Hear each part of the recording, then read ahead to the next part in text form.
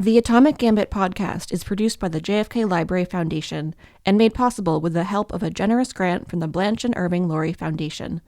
The following episode's panel was pre-recorded with our guests on October 3rd, 2022. Welcome to our final episode of JFK 35's special series, Atomic Gambit, the Cuban Missile Crisis 60 years later. Today we are joined by three distinguished guests to discuss the crisis's legacy and how it can still teach us lessons 60 years later. Joining me for this discussion are Ben Rhodes, former Deputy National Security Advisor to President Obama. Ben is now a writer and a national security analyst, and he co-hosts his own podcast, Pod Save the World. Also joining us, Alexandra Vacroux, Executive Director for the Davis Center for Russian and Eurasian Studies at Harvard University.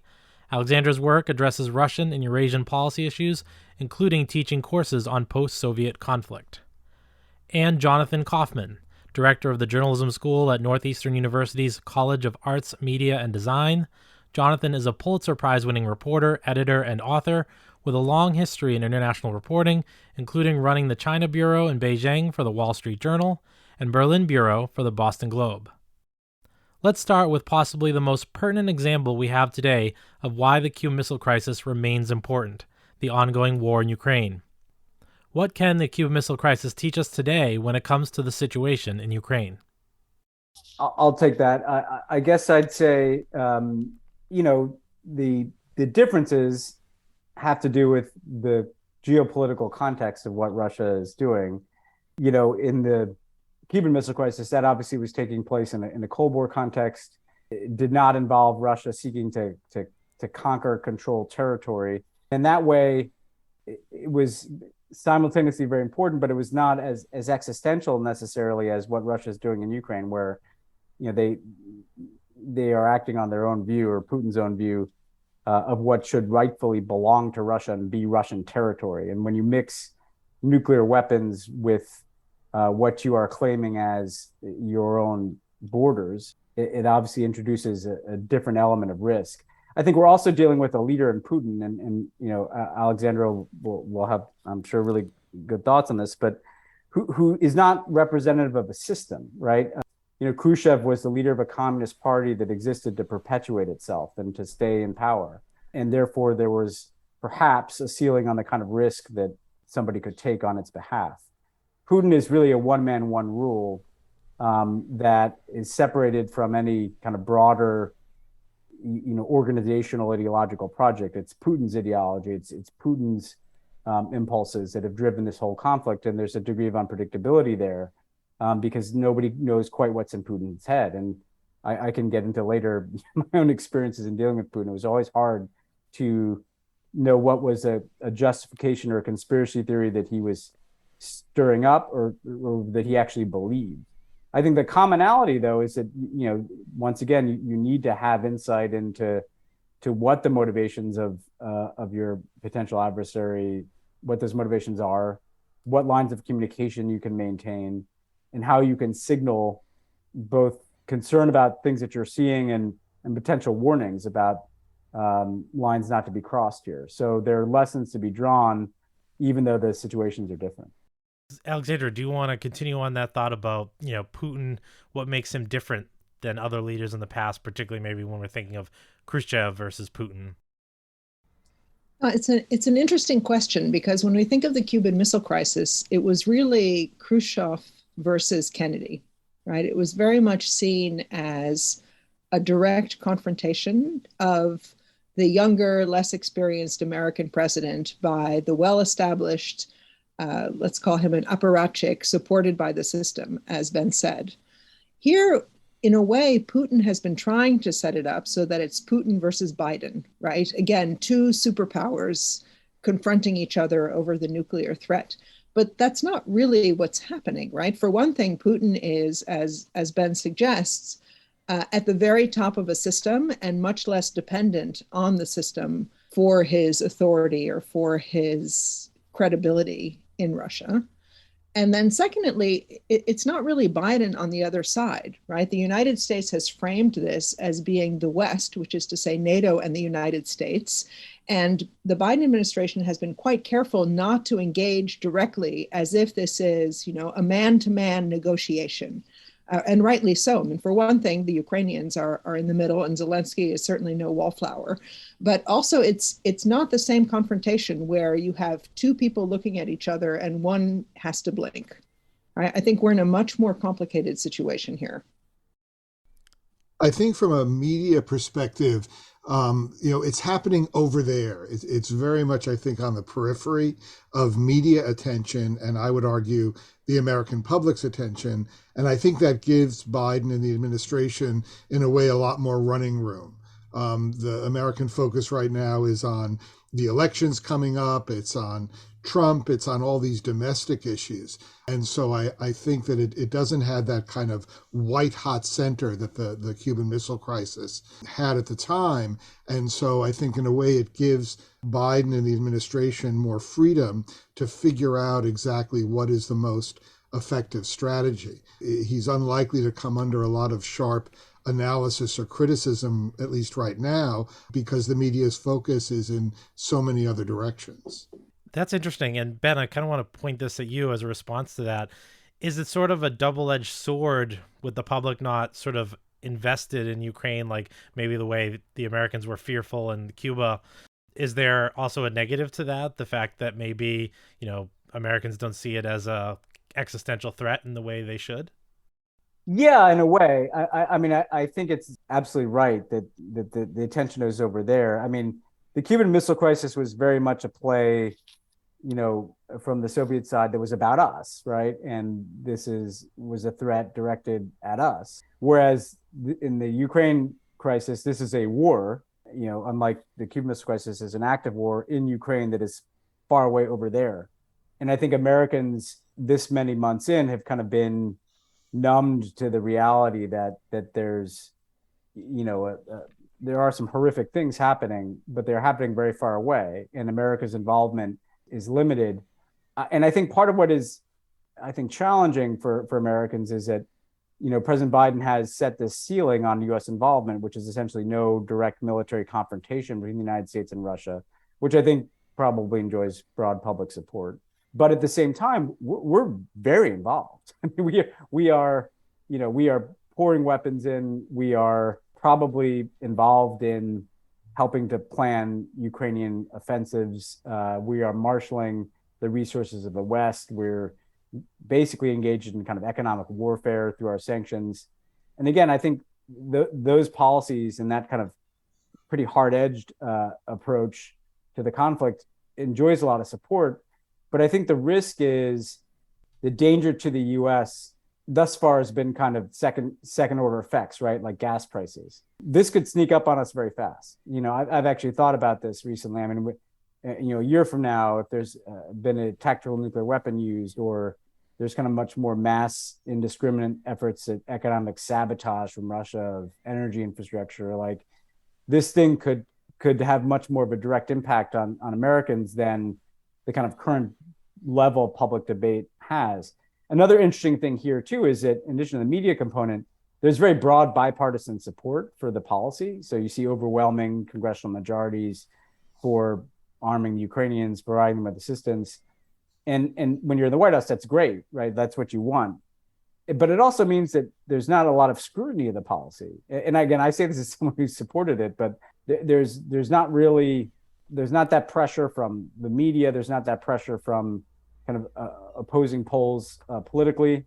And so we're kind of on this trajectory of escalation without necessarily knowing how this ends. I don't think anyone can articulate how does this end. And again, that's not a criticism of the administration. It's just a reality that we could find ourselves very quickly in a really escalatory situation without there having been a lot of public debate or scrutiny of how we got there. Well, you mentioned that, and I'm going to bring it up. This October, Putin for the first time directly said that he might want to use a tactical nuclear weapon, a small nuclear weapon that would be used on the battlefield in Ukraine.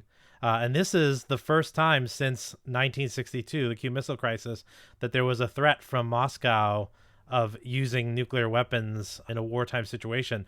I'd be interested in how all three of you think about that escalation and what that means from your particular expertise. I can start on that one. The Russians have not changed their military doctrine, right? Since the 2000s, their doctrine has been that they reserve the right to use a nuclear weapon if the existence of the state is in question. What has changed is the way that they're defining this idea of the existence of the state, right? One used to think that that meant, okay, you know, if Moscow is going to be surrounded or the president is going to be taken out, that threatens the existence of the state. But once you do things like annexing territory, especially territory that you don't control, then we have to ask, you know, what happens if those territories are taken? Are the Russians going to interpret that as a threat to the existence of the state? And so far they haven't. You know, in Crimea, there have been attacks on some airport facilities, some planes, some munitions depots, and the Russians haven't ratcheted up the response and said, okay, now you're threatening the Russian state. So I don't think that they're inclined to do that. The fact that they're talking about it, though, is new and is indeed, as you say, the first time that they're threatening nuclear use.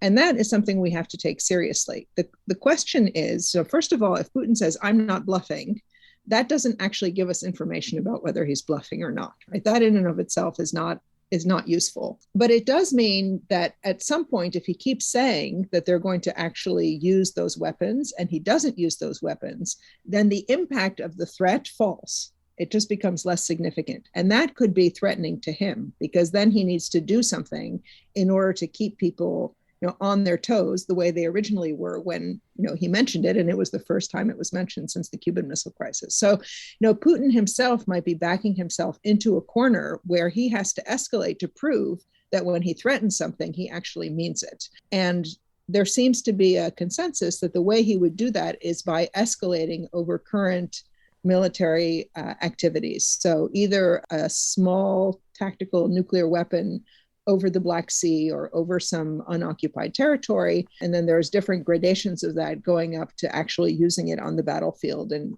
killing Ukrainians or seriously damaging a city. The problem I see is that Putin is going to not be taken seriously if he keeps saying that they're going to use the tactical nuclear weapons and he doesn't. Yeah, I mean, I think in the popular imagination, obviously we'd be entering unknown territory. I mean, all the kind of thinking or movies or trashy novels about nuclear war are frankly about the Cuban Missile Crisis image of kind of a massive nuclear war that becomes uncontrollable. If you have a small tactical weapon, what does that look like? What's the impact? How does the public respond? We really just don't know. We know in the US, we respond to terrorism with a great national rallying, you know, behind the president, and people tend to fall in line. I think one of the big differences from the Cuban Missile Crisis is that, you know, there wasn't the weaponization of the media that there is today.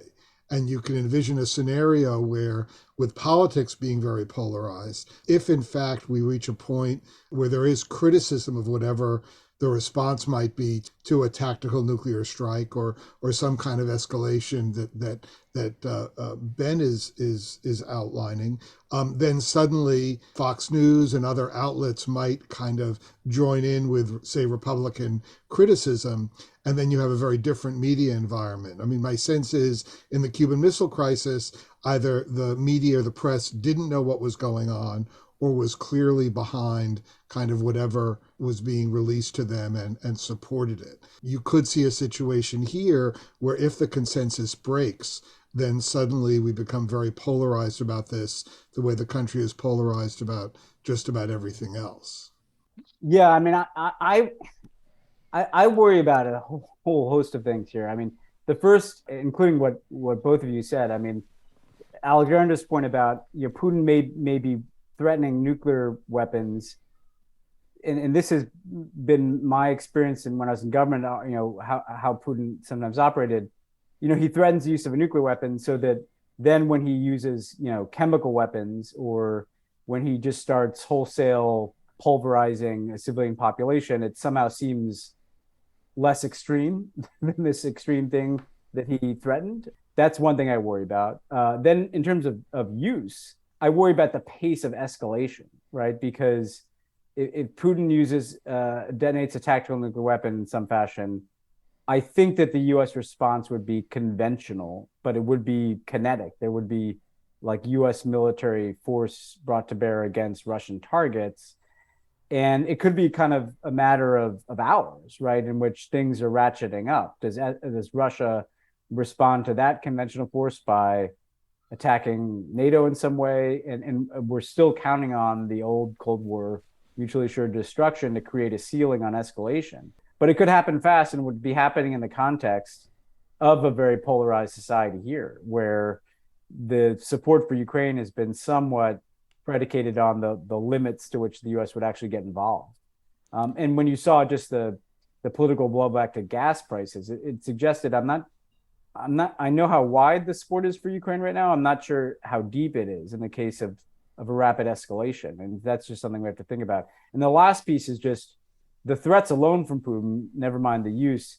I worry that it's just kind of normalizing or bringing back into discussion the use of nuclear weapons. It's breaking taboos. And so, the India-Pakistan contingency or an Iran contingency or North Korea, like, it's just not good to have people threatening the use of nuclear weapons, because that can become contagious, right? And we could be entering a period in which this idea that there's such a thing as, like a more responsible use of nuclear weapons because they're tactical rather than strategic weapons. Well, they're still nuclear weapons, right? And once you break that seal on something that hasn't been done since Nagasaki, I mean, I do think we're in a much more dangerous world. And Putin is just a threat, I think, is making that worse. And use would obviously make it much, much worse.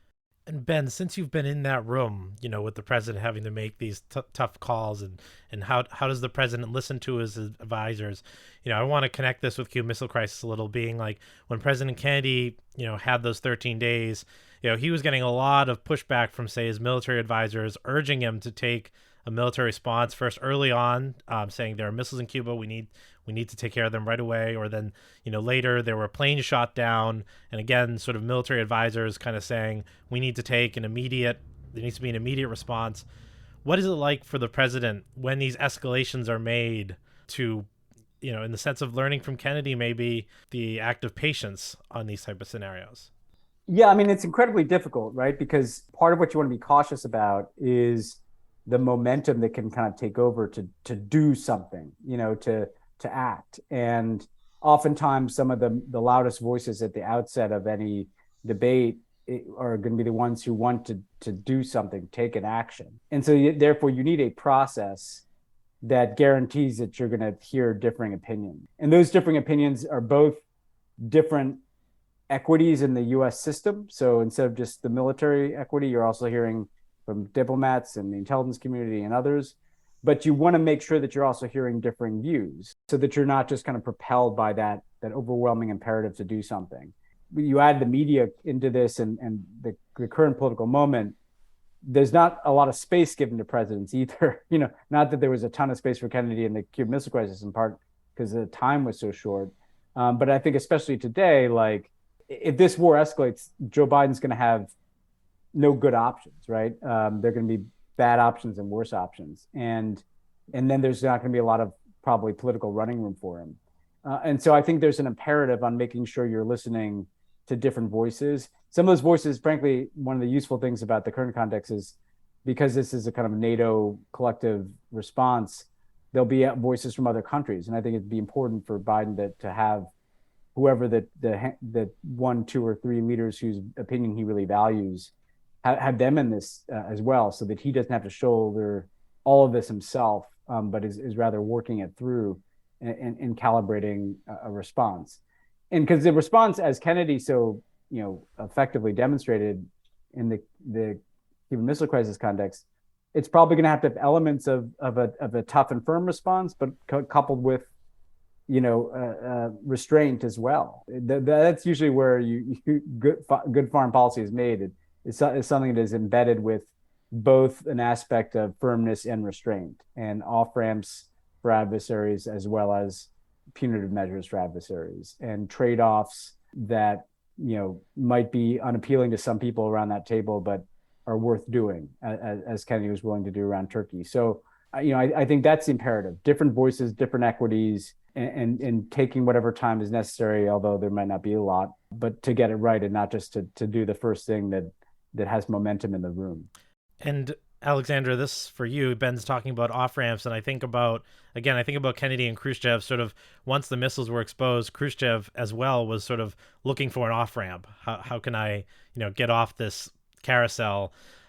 With Putin, in your observations, is he looking for off ramps? Is he concerned about off ramps right now? No, I think he finds the idea of an off ramp insulting. That he would be the kind of person that would diverge from his original mission and choose to take a different path. What concerns me right now is that Putin has really lost control of the narrative in Russia. So just picking up on what Jonathan had mentioned, we have in the US a pretty diverse media landscape, and there are lots of different voices, and some of them might jump on the opportunity to make more noise or to be unhappy if a crisis really develops. And Putin is facing that situation right now, possibly for the first time. They've done such an effective job of cracking down on the opposition and the media for the past 15 or 20 years. It's been a big surprise to see that the right wing, the more aggressive, militant groups in, I wouldn't say the inner circle, but let's say the outer circle, are coming out saying that Russia isn't doing enough. Kadyrov in Chechnya is saying, now's the time to use a nuclear weapon. And so Putin is unexpectedly facing pressure to be more aggressive. So the possibility of taking an off-ramp and being less aggressive is looking less attractive to him, because it's unclear that he would have any domestic, meaning elite support for that kind of move. It's becoming a very delicate situation for him because he's more vulnerable. So I think, as Ben suggests, like any kind of negotiation is going to have to involve finding something that can offer him a face-saving way to back down from the wall that he's up against. And I think this easily takes us into our next sort of section here, which is about communications. And Jonathan, maybe for you to start, this is a much different media atmosphere than 1962. 24-hour media, social media, really you have Vladimir Zelensky, almost running his country from a bunker using all the available technologies. Talk about what you think are the positive and negatives for having this type of environment compared to 1962 for a potential nuclear crisis, perhaps, as we've been discussing in Ukraine. Well, obviously, there are so many more sources of information right now, not just within the US, but around the world. If there were some sort of an escalation or even a nuclear strike, people will be looking at their phones and seeing, viral videos. I remember at one point talking to Dennis McDonough in the Obama administration, and he said one of the things about terrorist attacks is that people are going to be looking at the impact of terrorist attacks on their phones, and what does that do to people. And so this is a situation where the immediacy of that was going to be, will be very obvious, and will add to the pressure and add to the sense that you have to do something and do something quickly. Also, there is the question of leaks. I still feel that, the US can still kind of control the narrative up to a point. But, as Alexandra says, it's unclear whether Russia can do the same thing. And then, as I said earlier, I do think the whole question of the polarization, you can see Biden suddenly coming under attack from both the left and the right very quickly, saying we're doing too much, we're doing too little, and then people kind of fall into their silos, and there's Biden trying to kind of figure out what is the right decision. And I think one of the challenges for him is, he's been doing this for 50 years, right? He's been in politics for 50 years, and I don't doubt that he's got a schema in his mind about how to deal with this. But as Ben points out, the decision will have to be made awfully fast. And then how do you persuade people? We're at the point now where, even if he gives a very powerful speech the way Kennedy did, will 40% of the people just not even bother to pay attention? And what are going to be the consequences of that as he tries to move forward? And Ben, going to you, we talk about the media in 1962. You had Walter Cronkite. You had these esteemed journalists sort of gatekeeping the information. You talked about how Biden has to navigate his advisors' opinions, but what does he do with all that noise, particularly maybe coming from media outlets that say don't necessarily tell the whole truth or have a very specific agenda compared to what was around in 62? Yeah, I think there are a couple of interesting ways in which that affects the landscape. I mean, the first, to build on something Jonathan said, to give a specific example, like I remember when you had the ISIS beheadings, horrific murders of 4 American hostages, leveraged kind of maximum sensationalism. There was an overwhelming desire to do something and to just go to war. And Obama, slowed that train down, and we did go to war with ISIS, but in a more deliberate fashion. But I remember seeing even studies that some academic researchers had done that you could have gotten Americans to support dropping a nuclear weapon on Raqqa after those videos were shown. And that was, and I say this with all due, obviously, sensitivity to the horrific tragedy for the families of those 4 people. That was the murder, essentially, of 4 people that created that dynamic in American politics. So I do think the social media component is overwhelming. The imagery, you even saw in the early, the day before Russia invaded Ukraine, I think if you ask a lot of analysts and you ask the administration, I don't think they anticipated moving to a full oil embargo or to the full freezing of Russia's central bank assets. The imagery was so overpowering of that initial bombardment of Kyiv that it unleashed like a public opinion demand for action, right?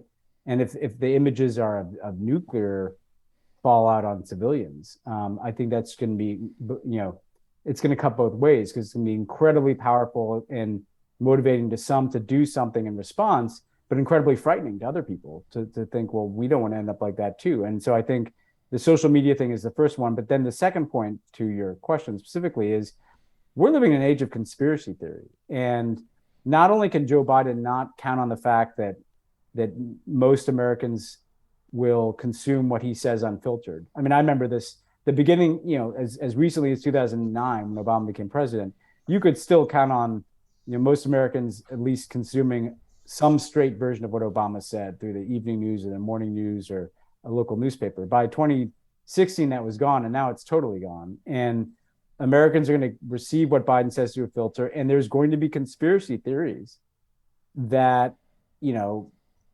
somehow we're responsible, or the Russians are going to be fueling all manner of conspiracy theories about the origins of why this is happening and what even happened. And we can kind of chuckle those off, but the reality is that, look at what happened with vaccines in this country. Look at the potency of QAnon. So Biden's going to be dealing with,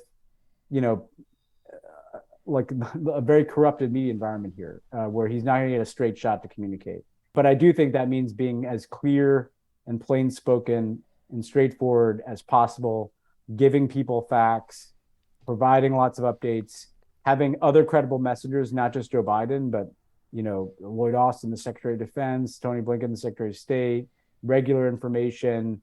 Again, something people can learn from Kennedy's kind of updates throughout the Cuban Missile Crisis, but the updates are going to have to be more frequent today, because when there's a vacuum, a communications vacuum, in this day and age, it gets filled by all manner of garbage, really. And the Russians will be playing in that space too. They'll be trying to fill that vacuum. Yeah, Alexandra, do you want to talk about how sort of internet communications make it either hard or easier for Putin to control his agenda on his side? There are a number of interesting factors here. So the first is that, not from the beginning, but in an increasingly strident way, the Russians have been being fed a diet of media that emphasizes that NATO is behind all of this. NATO and the US, we're going to set up like military bases in Ukraine and attack Russia. So it's important for us to fight in Ukraine because we're defending Russia. So it's going to be easy to say, NATO made us do it, whatever it was. The question that I've been asking myself is, like, who does Putin have to persuade? Like, we know who Biden is going to be getting advice from, right? We know, as Ben said, that there are going to be some people who say, you just have to do something, you have to act fast. But it's unclear that Putin is taking a lot of advice from people, even from his generals or his chief of staff. So we don't really know who is going to be coming to him and what those different voices are going to be. Are there going to be voices of people who say, maybe we should take a more measured approach? Maybe we shouldn't escalate all the way. Or is he really making the decision on his own? And then the follow-up question to that is like, who does he have to persuade that he took the right decision, right? To some extent, it is the Russian public, because we can see at the reaction now to this mobilization or this draft is very unsettling for the domestic situation in Russia. So Putin has to do something to kind of keep people relatively under control. But there's also an inner circle, the elites that are part of the pyramid of which he is the top, have to also believe that he's got the situation under control, that he's not reacting very emotionally, which is already what a lot of people think, that Putin used to be seen as very cold and rational. And now there's much more of an emotional content to why he believes Russia needs to be invading Ukraine. And I think that's where the danger lies, that we don't know that there are measured voices and alternative opinions coming to the table for Putin to decide. We don't think that there are people like there were around Khrushchev, sort of saying that this is a collective decision that we should take, and there's a Communist Party that has to be persuaded that this was the right decision. And we also don't know how important it is to him to be able to spin the decision once it's taken. Because even if you look at the talk shows that are now dominating the Russian media, he's kind of lost control of those. That's where you're hearing a lot of people saying, why are the generals so bad? Why are we losing Kharkiv? Why are we not able to defend Liman? So it's becoming very precarious for him to dominate the narrative in the way that he's used to. It's become actually much more like the American media landscape than something different, which it was before. All of that seems to make a more dangerous Putin maybe than a more predictable Putin, I assume. Well, he's always been dangerous, but I think you're right. Like we kind of had a sense for how he took decisions, and there was a calculation to it. And I think here we don't understand what he's calculating, right? We don't understand how he's assessing a weight to different outcomes or to different risks. And that's what's unpredictable and more dangerous. I love this discussion, but I do want to take us to a couple more things before we run out of time. Discussing the legacy of the Cuban Missile Crisis on a few issues. One, diplomacy, and obviously, Ben, this is coming to you.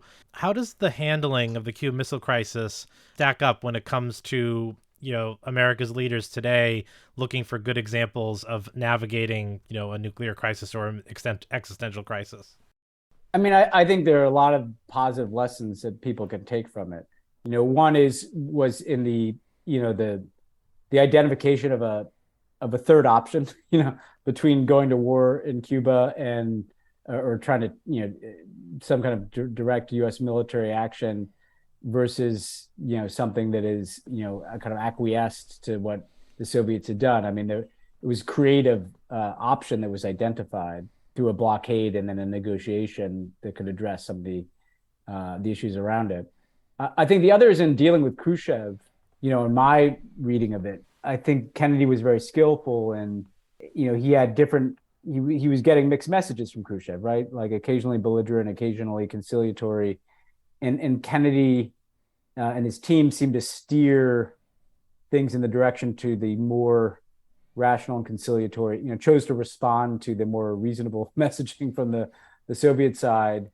That's really important. And that's something that I felt in my own time in government in dealing with issues that kind of had echoes of the Cuban Missile Crisis, whether it was Iranian nuclear issues or actually negotiating with the Cubans themselves. Like, if you always cast your adversary in the worst possible light, and you might foreclose the opportunity to get something pragmatic done.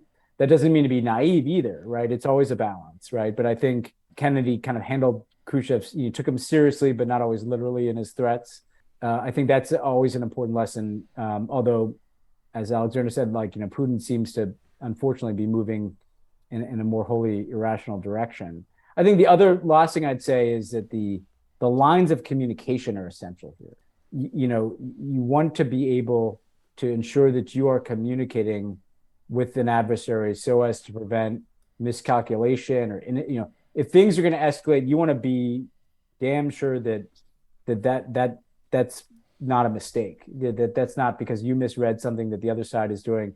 So you need to talk. You need to have those communication lines, as was the case throughout the Cuban Missile Crisis. And that's not just leader to leader too, by the way. In the Putin context we've been talking about, I think the Biden team should make sure they try to have open lines with the Russian military, with the Russian intelligence community. You may get to someone in the chain of command. You may learn something. You always learn something from some interaction. So that's important. I think what's less applicable is like, in saying that, Jonathan can talk about, but like, you can't hide what you're doing. Like there's no way you could put off it coming out that you made a commitment on the U.S. nuclear posture in Turkey. We're in a much more, so it's there are some things that were important to the Cuban Missile Crisis that are harder to pull forward because of the nature of politics and geopolitics and media today. Yeah, I think that, the Cuban Missile Crisis, to me at least, feels like it was very much a Cold War crisis in terms of the stakes and how it was handled. I think 60 years from now, if we look back at the Ukrainian crisis, it may feel much more relevant to the kinds of crises the world's going to be facing in the next 60 years. I think, for example, what happens with China and Taiwan may end up kind of following a similar pattern of how do you deal with a great power dealing with what seems to be, or which they cast as an internal dispute. It's not a direct threat to the United States, but clearly has enormous implications, taking place in a very different media environment.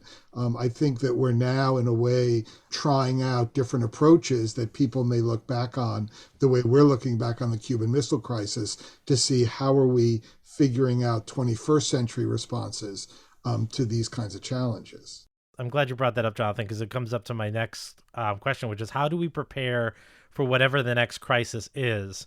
And I'll just set it up by saying, with the Cuban Missile Crisis, we saw preparations like duck and cover drills, which weren't necessarily would be effective in the crisis, but they were sort of cosmetic that made people feel like they were prepared. And how do we actually prepare so that we're not just doing a cosmetic preparation to make people feel comfortable, but actually be prepared? And, we saw kind of with COVID that even when we think we're prepared, we're not necessarily fully prepared. So for all of you to kind of reflect, how do we get ready for whatever the next crisis is, whether it be a military conflict or climate change? What do you guys think as a reflection? I'd say one thing that's really important is to make sure that the important issues don't slip off the agenda, right? It's not that we need to have Ukraine above the fold every day for the next year and a half or 10 years or however long the conflict lasts. But it's quite important that we not lose sight of the fact that we are sort of on the precipice of potential nuclear conflict in Ukraine, and that we not get distracted by other things that are happening, even though the other things are important too. I would say the other important issue, which Jonathan alluded to, is that we are living in a very globalized world now, and there are ways in which we can engage other world leaders perhaps more effectively than we have in the past in this kind of conflict. So as Ben says, it's great that we're talking to the Russians, or we hopefully are talking to the Russians, not just Putin to Biden, but at all levels down. But it's also important to be keeping an open dialogue with Turkey and with China and with Israel and the other countries that Russia might be listening to more readily than the United States, because that might ultimately be one of the more effective ways to get information into the Kremlin and also back out to us about what's going on there. Yeah, I think that's an incredibly important point, because on all these challenges, climate, Ukraine, Taiwan, it's not the kind of binary context of the Cold War. There's so many stakeholders. It's foreign governments. It's also, corporations, tech and media companies, in some cases, in some places, civil society. And I do think that, the glaring, elephant in the room, if you will, is our own political division and dysfunction right now, which just makes it that much harder to prepare people for things. So ultimately, the gradual, and I don't want to be unrealistic about the pace that this could happen, but the kind of gradual detoxification of our own political media culture, would make us much more prepared, and frankly would give leaders space to be more straightforward with people about what's happening out there and what the risks are. I do feel like the Biden team, which is, I think, handled this crisis quite well. I think one challenge they've had is being, and the same is true for European leaders, like being pretty straight with their people. Like this is not going to be cost free. Like this is not going to be without complication or risk. I think even today that risk is not kind of fully articulated to publics, because sometimes there's a concern that if you tell people how bad this could get, they're going to turn against you. I get that, but at a certain point, here, like we have to be laying this out for people. And I think about Taiwan, which Jonathan brought up, like that's a place where it's much more likely that America could get drawn into a conflict. And what percentage of Americans kind of could even identify Taiwan? And I'm not saying that to be glib. I just think they're, talking about these things, climate change and its effects, and what, the mass migrations are going to happen, or the danger of extreme weather events. Like we're clearly a bit behind the curve on that, because it's a hard conversation to have in the context of our politics. But ultimately, getting our own house in order is going to make it easier to do the necessary work of public education and preparedness. In the absence of that, I think you have to work with whoever you can. Like I was saying, other governments, business, private sector, media, tech, and like making sure that other people with megaphones get it, so that they might be helpful in passing that on. I mean, I think globalization is a good thing, and I think we've got to see more of it in academics and corporations, in governments and NGOs. I think we're unfortunately seeing a kind of pulling inward in the US, in China, certainly in Russia, countries kind of turning away from each other for, lots of complex reasons. And I worry that as a result, when crises happen, we don't have people who understand or have kind of an intimate knowledge or know people in these countries. And I think we've got to make sure that, knowledge continues to be gained, so that when a crisis happens, we have understanding. Otherwise, it's easier to make bad decisions when you don't really know who's in the other end of the phone line or the conversations, and then that's how you stumble into very serious crises, I think. Well, thank you all. I have one final question for each of you. It's the same question, but from your experiences, what is the greatest lesson learned to take away from the Cuban Missile Crisis from 1962? To me, the greatest lesson learned is that ultimately avoiding an unnecessary catastrophe is the most important objective of policymaking. In a way, like it took real courage for Kennedy to not do something that might have appealed to his more hardline or hawkish advisors, but he had in his forefront of his mind, yes, we need to stand up to these guys and get these missiles out of Cuba, but like my main job as president is to do that in a way that doesn't get an enormous, potentially cataclysmic number of people killed, right? And that may seem like an obvious lesson, but I don't know, I can tell you it's not always obvious to people when they're dealing with the context of politics, right? And so again, that combination of firmness and restraint, I mean, it's probably the best example of that, in certainly, the last 100 years. And we have to constantly remind ourselves, like the performative nature of politics and national and foreign security and foreign policy can get us in a lot of trouble. And Kennedy provides a template for how you can be principled and tough without losing sight of the fact that, like, as leaders, you have a responsibility to protect human life.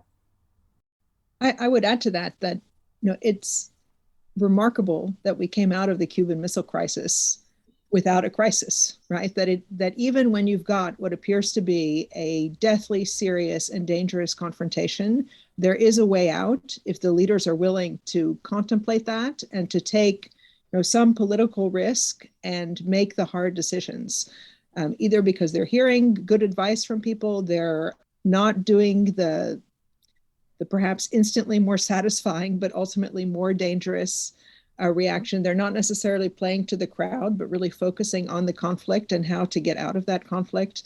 And I think the Russians see the Cuban Missile Crisis in the same way, that it's an inspirational moment where we were on the precipice and we pulled back.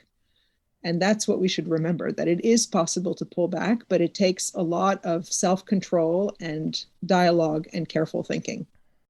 No, I agree. I think the lesson is leaders matter, and we could have imagined that crisis with different players, different leaders, with a very different and much more horrific result. Well, I want to say thank you to all three of you for joining us for this really interesting discussion, and I appreciate your time. Thanks for having us. Great. Yeah, thanks so much. Thank you.